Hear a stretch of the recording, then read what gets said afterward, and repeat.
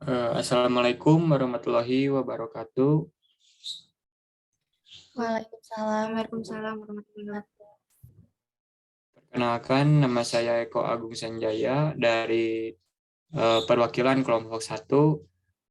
Pada kesempatan kali ini, kami akan memaparkan sebuah materi yang berjudul Organisasi dan Manajemen.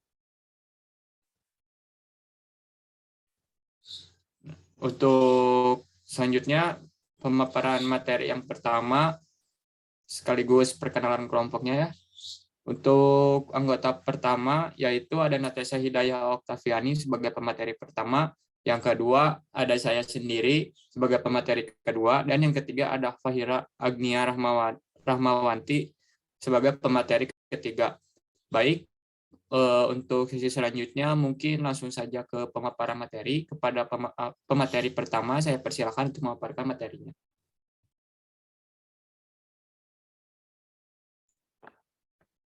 Terima kasih kepada moderator yang telah memberikan saya kesempatan untuk menyampaikan materinya.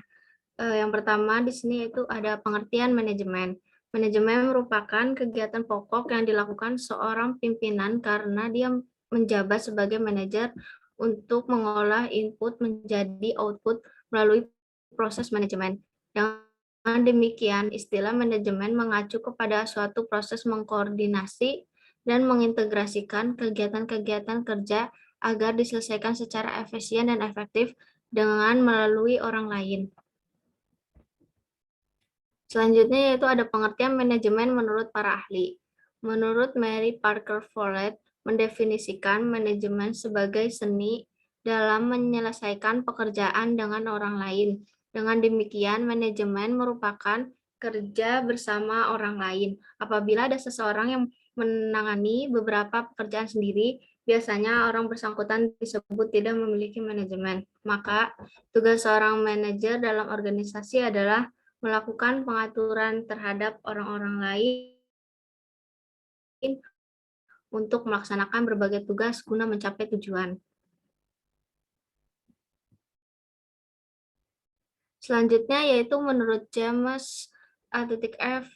Stoner tahun 1982, mendefinisikan manajemen adalah proses perencanaan, pengorganisasian, pengarahan, dan pengawasan usaha-usaha para anggota organisasi dan penggunaan sumber daya organisasi lainnya agar mencapai tujuan organisasi yang telah ditetapkan. Pada umumnya, fungsi manajemen dibagi menjadi beberapa fungsi, yaitu perencanaan, pengorganisasian, pengarahan, dan pengawasan, dalam rangka usaha untuk mencapai tujuan yang diinginkan secara efektif dan efisien. Yang pertama yaitu ada perencanaan. Artinya, para manajer mempersiapkan kegiatan-kegiatan mereka sebelum dilaksanakan. Yang kedua, pengorganisasian. Artinya, para manajer mengkoordinasikan semua sumber daya manusia dan material organisasi. Yang ketiga, ada pengarahan. Artinya, para manajer berupaya untuk menjamin bahwa organisasi bergerak ke arah tujuan-tujuan yang telah ditetapkan. Proses perencanaan, pengorganisasian, pengarahan, dan pengawasan yang dilakukan oleh manajer bersama anggota organisasi dengan menggunakan sumber daya yang ada, yang termasuk sumber daya organisasi yaitu sumber daya manusia, sumber daya alam, sumber daya keuangan, sarana, dan prasarana. Maka dapat disimpulkan bahwa manajemen merupakan aktivitas mengatur dan mendistribusikan seluruh sumber daya tersebut secara efisien dan efektif untuk mencapai tujuan organisasinya. Tentunya agar organisasi dapat mencapai tujuannya secara efisien, efektif, transparan, dan terpercaya, diperlukan instrumen manajemen yang tepat. Sekian penjelasan dari saya. Selanjutnya dilanjutkan oleh pemateri kedua. Baik, untuk selanjutnya yaitu tentang pengertian organisasi. Organisasi berasal dari kata organon dari bahasa Yunani yang berarti alat. Organisasi merupakan sekumpulan orang-orang yang disusun dalam kelompok-kelompok yang bekerja sama untuk mencapai tujuan bersama. Organisasi adalah sistem kerjasama antara dua orang atau lebih, atau organisasi adalah setiap bentuk kerjasama untuk pencapaian tujuan bersama. Organisasi adalah struktur pembagian kerja dan struktur tata hubungan hubungan kerja antara sekelompok orang pemegang posisi yang bekerja sama secara tertentu untuk bersama-sama mencapai tujuan tertentu. Selanjutnya, organisasi pada dasarnya digunakan sebagai tempat atau wadah di mana orang-orang berkumpul, bekerja sama secara rasional dan sistematis, terencana, terorganisasi, terpimpin, dan terkendali dalam memanfaatkan sumber daya, uang, material, mesin, metode, lingkungan, sarana, prasarana, data, dan lain sebagainya yang digunakan secara efisien dan efektif untuk mencapai tujuan organisasi. Menurut Umam, sekumpulan orang baru dapat disebut organisasi apabila memiliki unsur-unsur sebagai berikut. Yang pertama, merupakan suatu sistem, artinya organisasi memiliki aturan main. Yang kedua, adanya pola aktivitas, artinya aktivitas organisasi tidak boleh spontan. Yang ketiga, adanya sekelompok orang, artinya organisasi terdiri dari beberapa orang. Dan yang keempat, adanya tujuan yang telah ditetapkan. Tujuan organisasi dapat dilihat dari visi dan misi. Nah, untuk selanjutnya mungkin ada, sebelum ke fungsi manajemennya, ada beberapa definisi tentang organisasi menurut para ahli.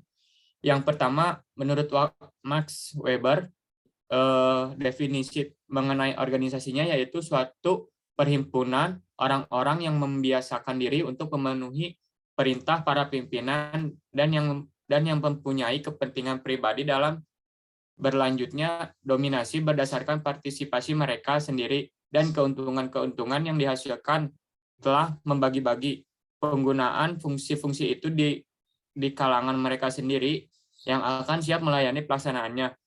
Yang kedua, ada dari Dwight Gueldo. Definisi menurut beliau yaitu struktur interrelasi otoritatif dan personal habitual di dalam sistem administratif. Yang ketiga, ada definisi menurut Chester Brenner, yaitu sebuah sistem kegiatan atau kekuatan dua orang atau lebih yang dikoordinasikan secara sadar.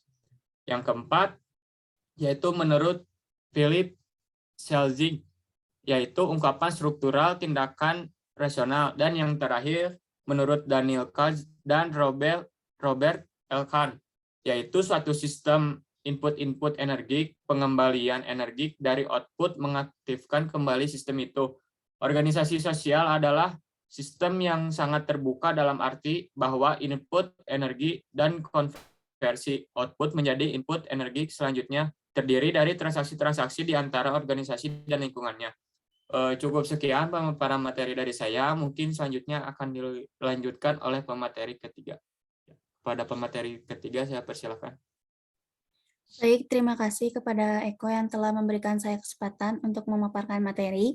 Di sini saya akan memaparkan tentang fungsi manajemen. Yang pertama ada memimpin atau leading.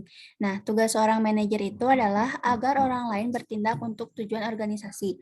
Nah, fungsi memimpin ini meliputi mengambil keputusan, melakukan komunikasi, memberikan motivasi, memilih orang-orang, dan mengembangkan orang lain melalui penilaian hasil kinerja, memberikan saran, dan pemberian latihan atau training. Yang kedua, merencanakan atau planning. Nah, tugas dari kegiatan utama perencanaan ini meliputi meramalkan untuk waktu yang akan datang, membuat target dan sasaran, programming atau membuat acara, membuat rencana urutan kegiatan yang diperlukan untuk pencapaian target. Yang keempat, mengatur urutan waktu pelaksanaan atau timetable. Yang kelima, menyusun rencana anggaran biaya.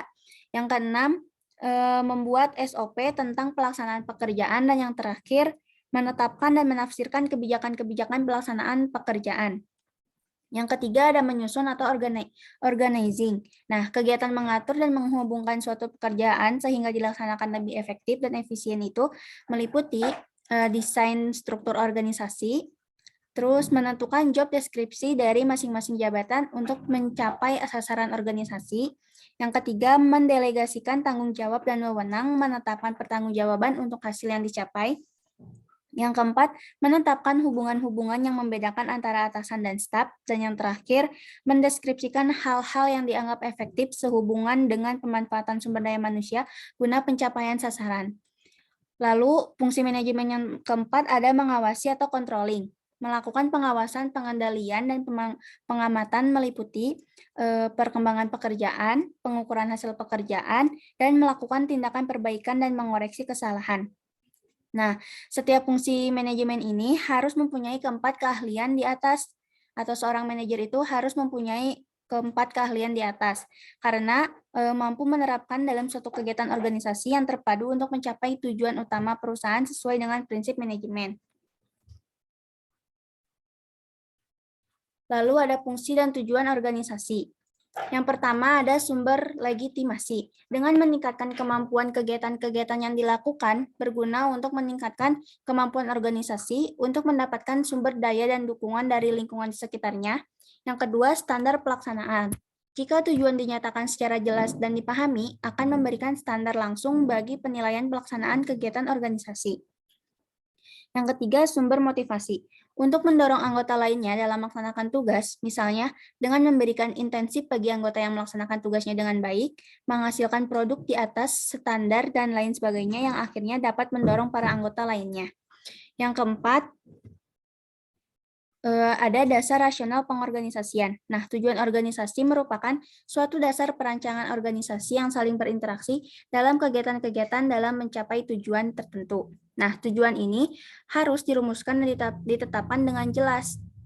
Hal ini itu karena yang pertama, tanpa tujuan yang jelas, maka organisasi tidak akan mempunyai arah. Yang kedua, tanpa tujuan yang jelas, organisasi tidak ada artinya dan hanya akan menimbulkan pemborosan belaka. Yang ketiga, tujuan yang jelas akan mempermudah dalam menentukan bentuk dan struktur organisasi. Yang keempat, tujuan yang jelas akan mempermudah dalam menentukan jumlah dan penempatan pegawai.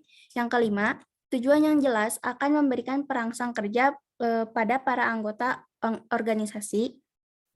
Yang keenam, tujuan yang jelas akan mempermudah pelaksanaan koordinasi karena mereka menyadari bahwa semua anggota organisasi bekerja ke tujuan yang sama, yaitu tujuan organisasi.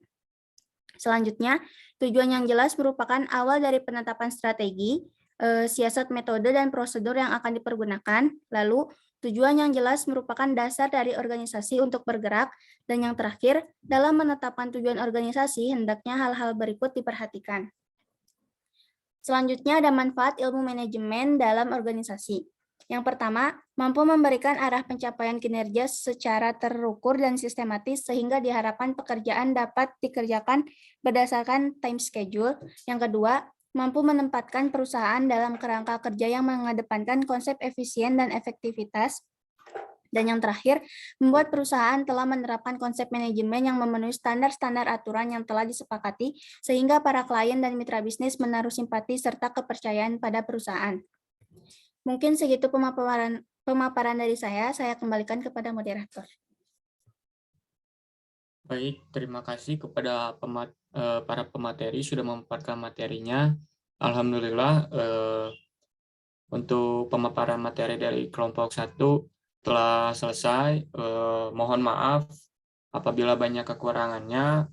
Untuk akhir kata, saya ucapkan wassalamualaikum warahmatullahi wabarakatuh. Waalaikumsalam warahmatullahi warahmatullahi wabarakatuh.